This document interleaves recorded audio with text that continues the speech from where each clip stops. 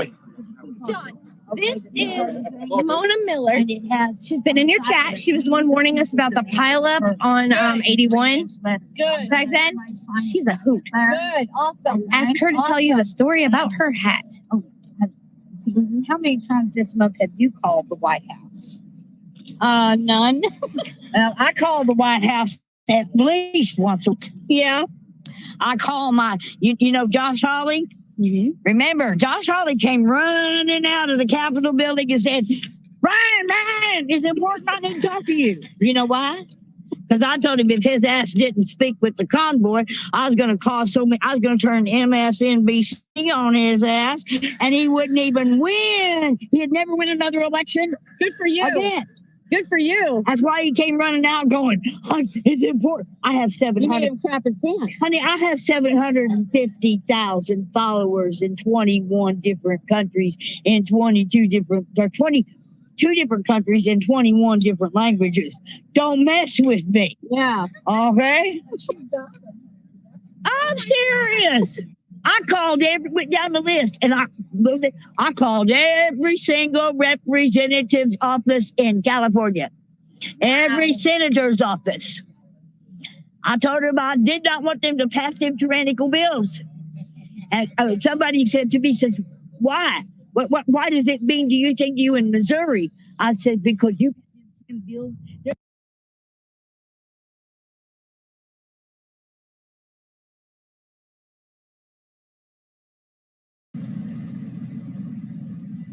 Seriously. Yeah. The guy said, oh, well, can't argue with that. You know that most of them didn't even know those bills existed till I called them and talked to them. Really? Really. And I had one guy, you could tell from the way he sounded, he was looking it up when I was talking to him, and you could hear him go reading it. And he went, no, hell to the no, no. I love you. Well, honey, you got an M16 in your pocket. It's called a telephone. This is an information war. Yes. Right? You got to tell everybody.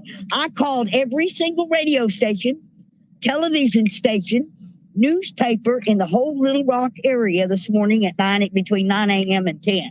You see any of them here? Nope. I was online all day yesterday with the Freedom of the Road Riders, the Arkansas Bikers Nation, and I even called Sonny Barger and asked him to notify HA to get here, and I don't see any of them. And I even grabbed. I said, one lady called me, and she's with the, I believe it's with Chapter 15 out of Nixa, Missouri, of the Freedom of the Road Riders. And I said, you need to get some people here. I said, y'all talk about freedom. Mm-hmm. Y'all want your freedom. But we only had one two-wheeler in the whole dang convoy. And that blessed young man had to go home. He slept through blizzards on his motorcycle. Yes. I said, and he had to go home, and he got the panhandle of Texas. He got hit by a truck. Yes. And he's in a hospital in Texas, and his home is in California. Y'all need to roll out bikers for Billy. Yeah. I said, you, and none of them are here. I didn't hear any Harleys come in. Okay. And this is, I mean, I'm pretty patriotic by a little bit. I'm not very. So? I don't think so. You don't seem patriotic to me at all. No, my flag on my flagpole hangs upside down. Because we're a nation in distress. Well, they don't. Distress. Oh my goodness. Well, enough politics, okay? You got me on a live string. Yeah, hello, let's folks. talk about your hat. Yes. Hi there. You want to talk about my hat? Okay. This is awesome. Right. First off, this hat's a hat of heroes. Okay, you need to know that. Because all the signatures on this hat is assigned by an American vet. Okay? It's a way of keeping heroes on my mind, literally. Anyway, don't go looking for no flag, because I done stuck one in. And if you meet them stars, you get their autograph, because I supplied you with the pen. You can keep all your ticket stubs right there in the trap. That way you'll be able to figure out exactly where you're at. Then once your name gets writ upon my heart, hillbilly hospitality will start. Because all the cousins are going to know your family, because you're going to have a screw loose, just like me.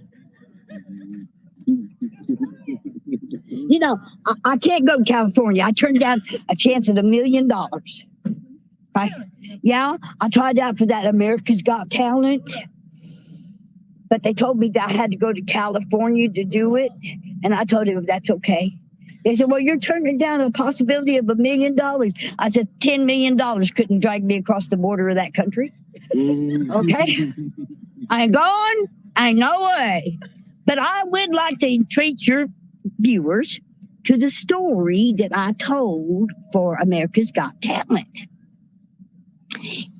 Have you ever sat around watching your favorite show when a big, black, ugly fly lands right there on your nose?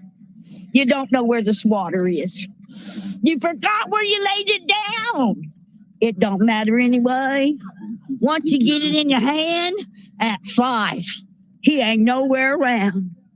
You see, I was sitting at the table. I was preparing to eat some of Ma's fresh baked cornbread, some taters and some meat, and I had my knife in one hand and my bread, it was in the other, when here come that big, black, ugly fly. He was tap dancing in my butter.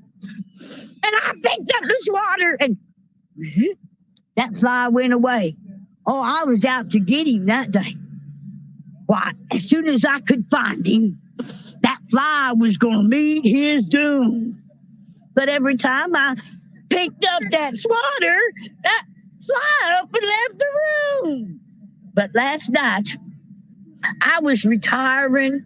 I was laying there in the bed when here come that big, black, ugly fly. He was buzzing right around my head. I was going to fool him. I knew just what to do. Why, instead of looking for a swatter, I just picked up a shoe. And the fly was lost. He didn't know what to do. And I got him. Yeah, I did. I squished him right there in the bed. Bet he ain't got guts enough to go buzzing around anybody else's head.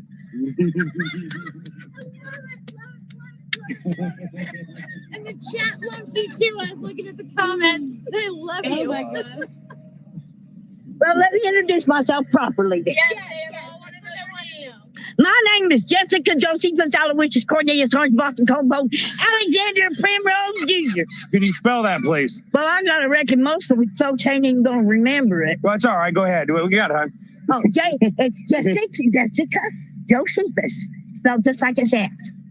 Jessica Josephus Aloysius Cornelius Orange Blossom Compound Alexander Primrose Jr.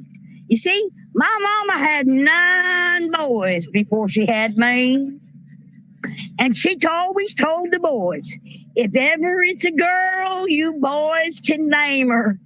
My brothers ain't ever agreed on anything. That's how the junior got there. Now, folks around Branson call me Cousin Jessie. But my name's really Mona Miller. But until I put this hat on. This hat makes me the character, okay? All right. Because when I take it off, Goes all to hell. I get real serious. Folks, this country's in trouble. It's in trouble because we've been sleeping. We ain't been with our eyes open. We spent way too much time allowing politicians to rule over us. We need to back up here. He's starting. Let's back up over here. Sorry about that. No, it's... Hold on one second. Here. I gotta get You okay? We're just having to move because somebody was getting ready to move. Hold on, we're not done. We just had to move because there was a car backing up. All right. Let's leave you towards the light here so we can see you. Okay. How's that better? There we go. Now we can see. Okay, we're good. Go ahead. All right. We've been sleeping. We've been treating elected employees like they were officials.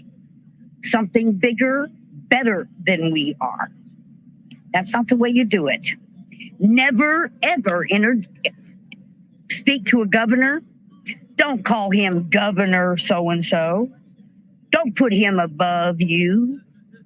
A governor, my governor is Mike Parsons. And when I talk to him, I call him Mike. Not Mr. Parsons or Governor. No, I call him by his first name. I expect him to address me as Mrs. Okay?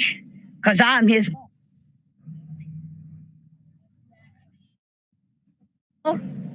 You got a telephone.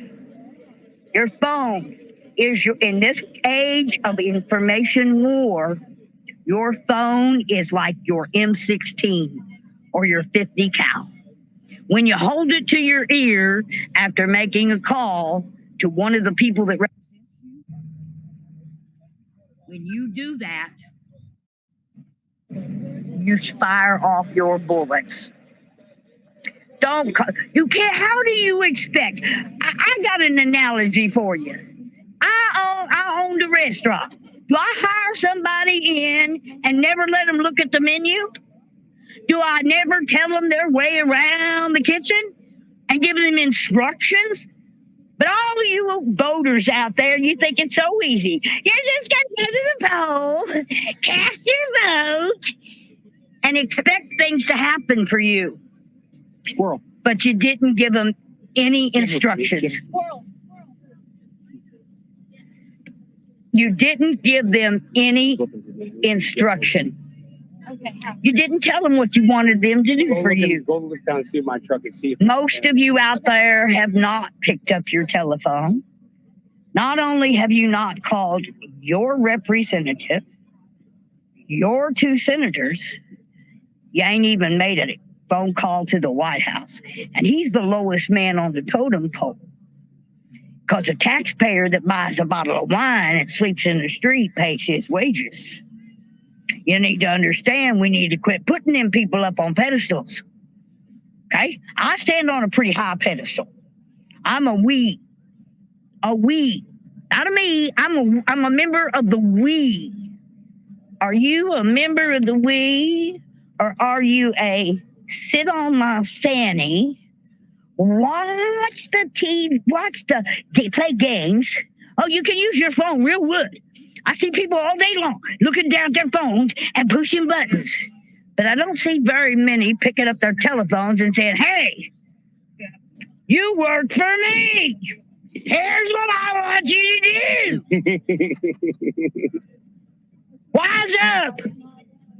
You're throwing this country away to play a game? Come on. Get some balls. Stand up.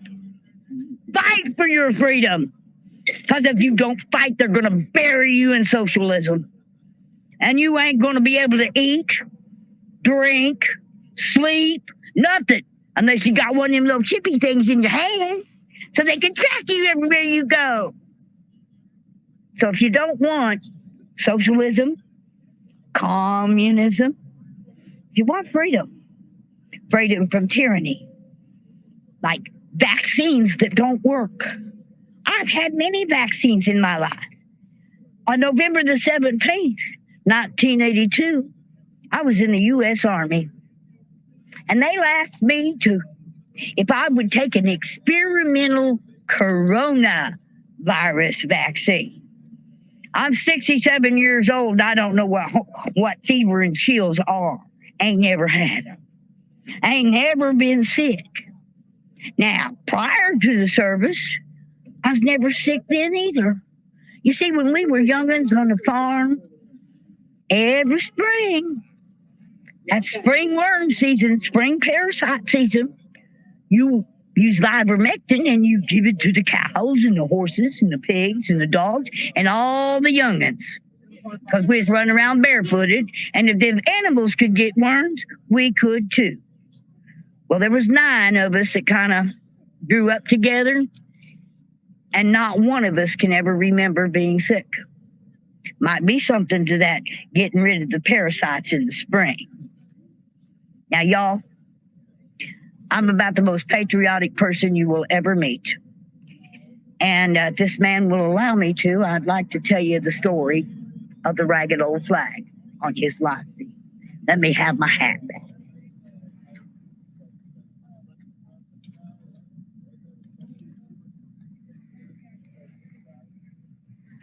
I was walking past this here county courthouse square, and on a park bench, an old feller was sitting there. And I walked up to him and said, "Hey, feller, your old courthouse, it's a mighty run down." And he said, "Well, yeah, but it'll do for our little town." I said, "Yes, sir, but your old flagpole, she sure is a leaning a bit. And that, sir, that there is the raggediest old flag you got hanging on it." And he looked at me and he said, "Honey, I think you need to have a seat." So I sat down. He said, "I reckon this here's the first time you've been to our little town. You see, honey, the folks around here, we don't like to brag, but we just happen to be mighty proud of that ragged old flag. You see, darling, she got that little bitty hole there the night that General Washington up and took her across the Delaware. She got powder burned the night that Francis Scott Key sat watching her and he was a-writing, 'Oh, say, can you see?' Why, she got cut with a sword down there in Chancellorsville, and she got cut again up there on Shiloh Hill. She got that big old rip down in New Orleans when Packingham and Jackson went tugging at her seams. Why, with Robert E. Lee, Beauregard, and Bragg, that old south wind blew mighty hard on that ragged old flag. Why, she nearly fell at the Alamo. But honey, beside that Texas flag, she waved on though. She got that big old hole back in World War I from the shell of one of them big old German Bertha guns. And honey, I seen her turn blood red in World War II. And she hung limp and low a time or two. But she went to Korea. And she stood right beside them young boys over there in Vietnam. And proudly, she did 100 days in Saudi out on the burning sand. You know, baby, that old flag, she's went everywhere she's been sent by her Uncle Sam. And proudly, we have always waved her from ships out on the briny foam. But the truth is, we have just about quit waving her right back here at home. Why, in her own homeland, she's being abused. She's been burned, dishonored, denied, and refused. And this here government for which she stands, why, it is scandalized throughout the land. Do you remember when terrorists came out of the sky and thousands of people would suffer and die? When 911 was the call, when on 9/11, those towers did fall. But Americans, they stood up and they gave her a hand. And proudly upon that graveyard rubble, that old flag did stand. Now, I know you might think she's threadbare and she's wearing mighty thin. But, honey, I happen to believe that she's in pretty good shape for the shape she's in. You see, darling, I'm the old feller that raises her up every morning. And I take her down every night.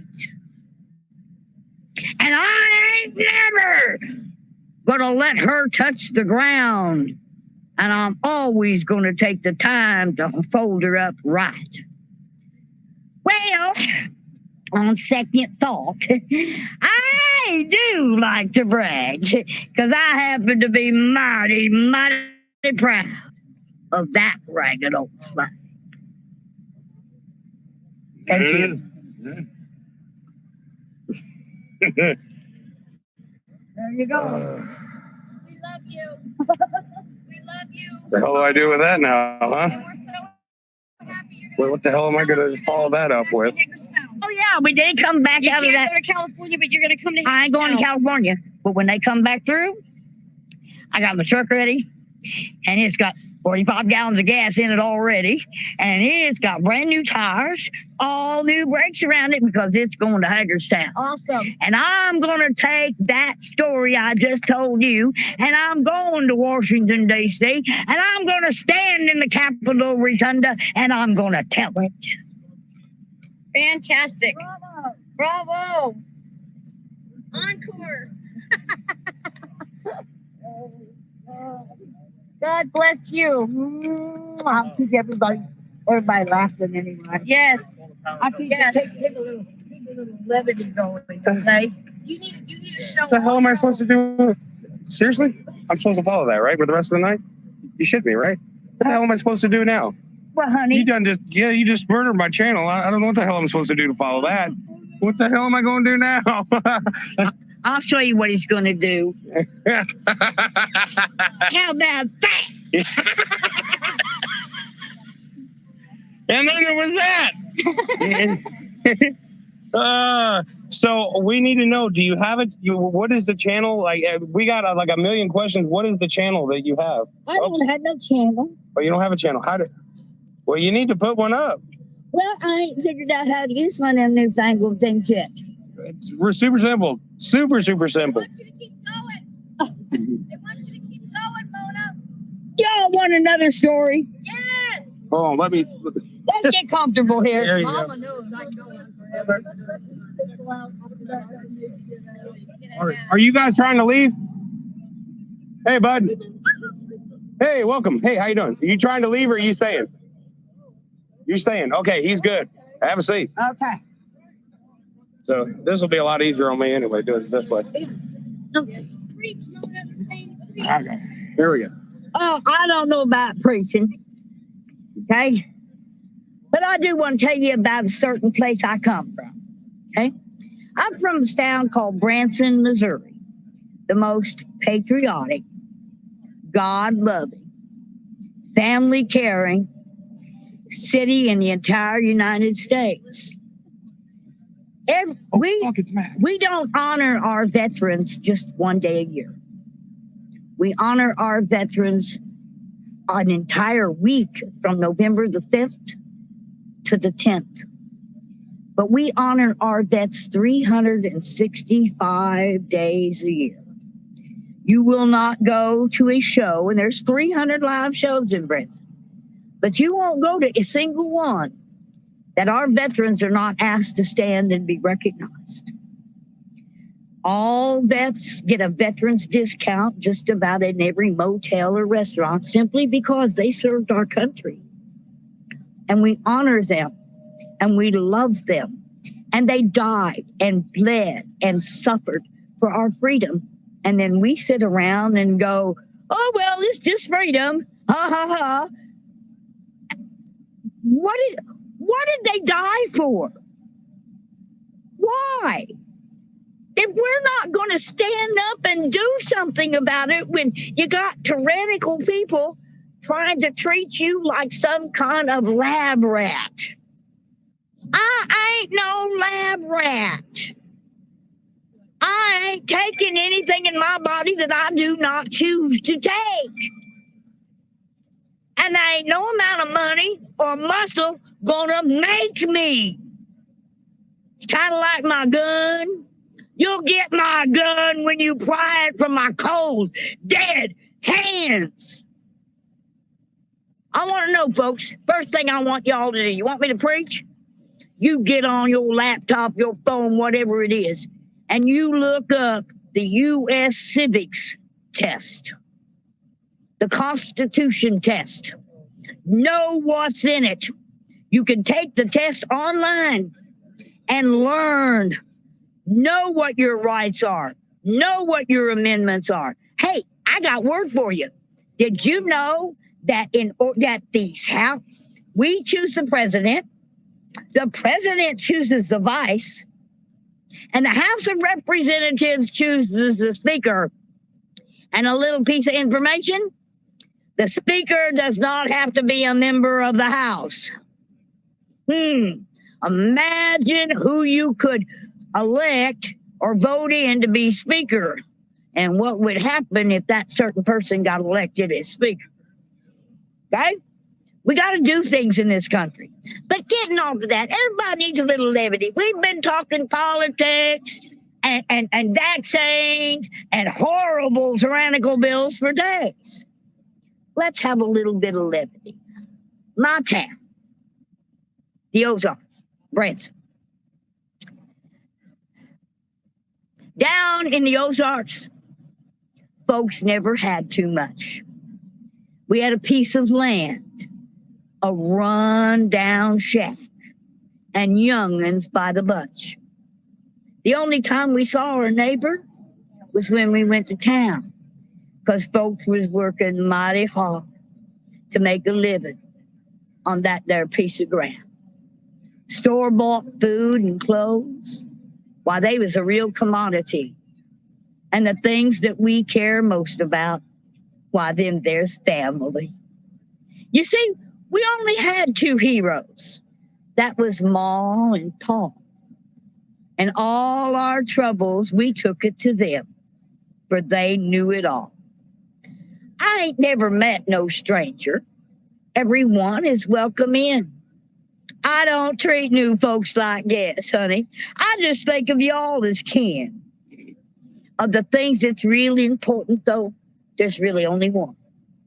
Learn to read the good book and keep the Lord as number one. Treat folks the way you want them to treat you, because a good person is always honest, kind, and true. You see, we enjoy the simple things in life, like mud, you know, when it comes squishing up between your toes. We don't need to take none of them chemicals and shove them up our nose. We enjoy the sunshine and the rain, the flowers and the trees. And every night, beside our beds, we take just a little bit of time on our knees. Now, folks laugh at us. They call us hillbillies and think we ain't too smart. But, honey, I reckon our way of life will be treasured as an art. Bless you. My God. Guess what? A lot of people are saying we need to hug you. Yeah. Okay. A lot of people are wanting hugs. Oh, hugs. We have to hug you. We're getting so many people saying they love you, they want you to be hugged, and they can't wait for you to go to Hagerstown, and you're the new Convoy mascot. And you need to be the morning meeting speaker tomorrow morning. Well, you got to tell Grable that. I tried to get him to let me go up there today. Did you really? He didn't. I was trying to get. I wanted to be able to do the prayer. Yes. You know, I've been listening to this convoy every morning. Right. People up there Right. doing the prayer. Okay. And I read my Bible. And Jesus, at the Sermon on the Mount, he said,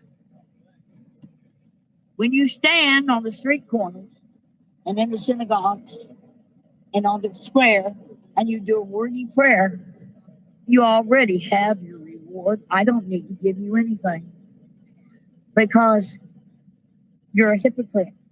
I don't like churches where they pray all that way. But I do know one thing.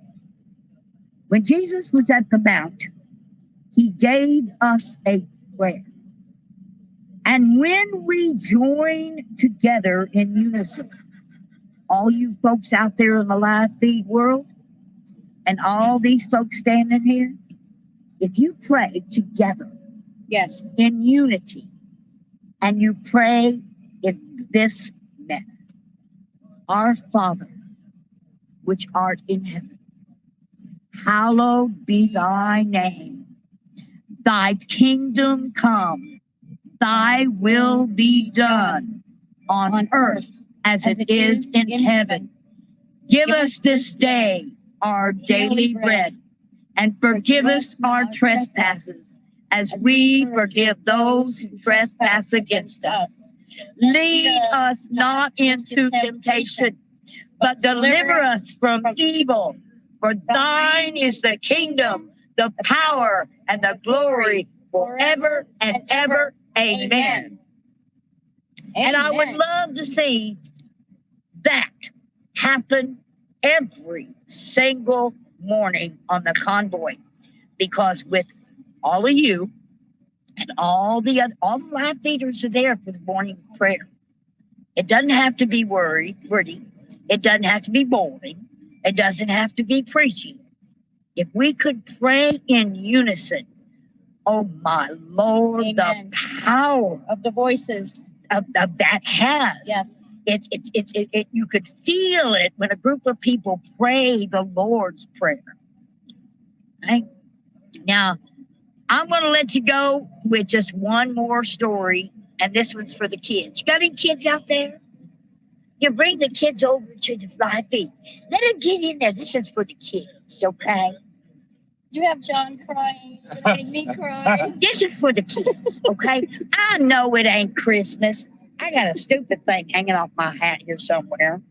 There it is. Okay. Anyway, I know it's not Christmas, but in a way it is. I got to be with all these people and all these gifts of love and hugs and things. That's Christmas. You see, Christmas is in the giving, not the receiving. So let me give you a gift.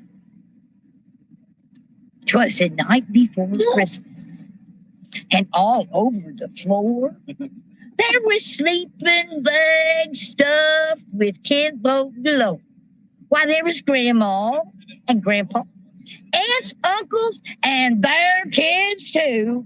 We had kittens and cats and an old hound dog named Blue. Now, Bertha, and Bobby, why, they had sprawled out on my bed. They left me crunched down in the corner. My pet coon was asleep on my head. When down in the holler, I hears this curse flat. So I leaped to the window to see what was that. But I tripped over Fat Fred. And that caused me to step right in the middle of Thin Flo. But I still couldn't believe what I sees through the snow. A pack mule was struggling to get up a hill. His rider in the creek had taken a spill. Why, the funniest thing I ever saw, it was watching that old fat man. As out of the creek he did crawl, because he was cold and wet. And he weren't moving too quick. But he was dressed in red, so he sort of looked like St. Nick. Well, he got to his mule, and he unloaded his pack. He flung open the front door, stepping right on my cat. And then he looked around and went, "Hey, where's you all's tree?" And I told him, I said, "Well, you dummy, it's out in the woods where it should be." He said, "Well, Where am I to put this here stuff? Oh, gee. I sure hope I've rung enough. And he reached down in that there bag and he whooped out this big old deer. And my mama jumped up and went, oh, praise the Lord, honey, dinner's here. Paul asked that fella, said, hey, you got any more in that set? And he said, well, yeah. You know what? He had taters and greens and a whole slab of fatback. My Aunt Lou, she smiled and offered that fella some coffee in a cup. But about that time, all damn youngins woke up. But down in the bag, to my surprise, he had toys for the kids that lit up their eyes. Why, he had a truck for Tommy, for Bill, one of them kazoos. He had a little teddy bear for baby Jan with eyes of blue. Why, he had toys for John, Larry, Matt, Jack, Jim, one for Kathy, Ann, Sissy, Karen, and Jim.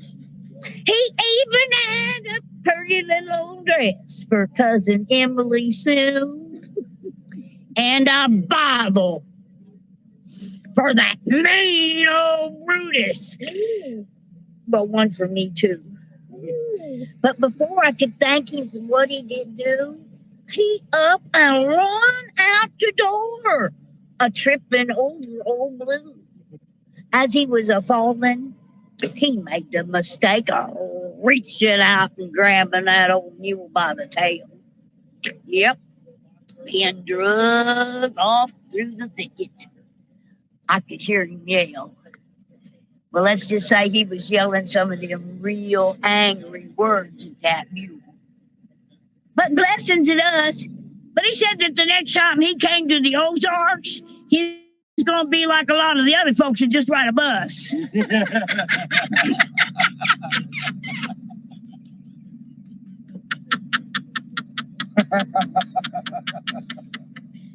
Well, I had to give some levity to the night.